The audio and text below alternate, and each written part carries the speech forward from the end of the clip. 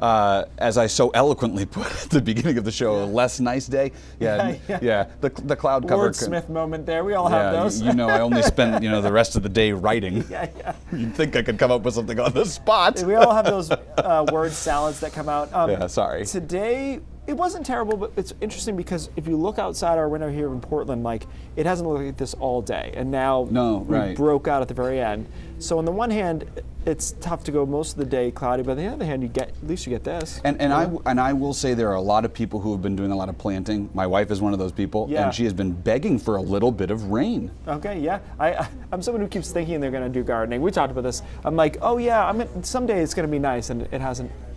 My ship hasn't come in yet. I'm sorry. I know, it's tough. You'll get there. Maybe it's because I just don't want to do the work. I think that's what it comes Someday inspiration will strike. Yeah, and then you better hit it right away. Get down to the garden center at that point. Yeah, we had a little rain, nothing too heavy this morning along the coastline, but there was a lot of clouds socked in along the coast through most of the day, and then we did break open those clouds over the last hour and a half, and that is fairly typical if you're going to clear out this time of the year in a stratus deck situation. This is your best chance later in the afternoon. We've got some showers and storms. A lot of those are up into Canada. More of them are back into Vermont and northern New Hampshire, but we'll see a few drift over as they are right now into Oxford County into the mountains later on this evening. You can see that activity there. Most of us, though, onshore flow continuing along the coast means temperatures are right around 60. They drop just about to where our dew point is right now, so we're down to about 61, 62 by early tomorrow morning and a lot of clouds.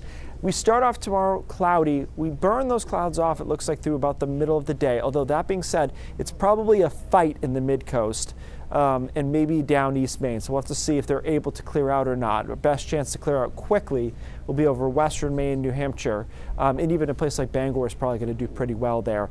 Pop up a couple of showers and storms in the mountains. Most of us are dry, and then we go back to cloudy conditions on Friday night. And we have to talk about the weekend because it still looks pretty good to me, but I've started to get concerned about the low-level moisture and the onshore flow here, meaning that we're likely to see, I think, a lot of clouds, low clouds here on Saturday morning, and we may never get rid of them along the coast. So that's the expectation I set in the 7-day forecast, is mostly cloudy.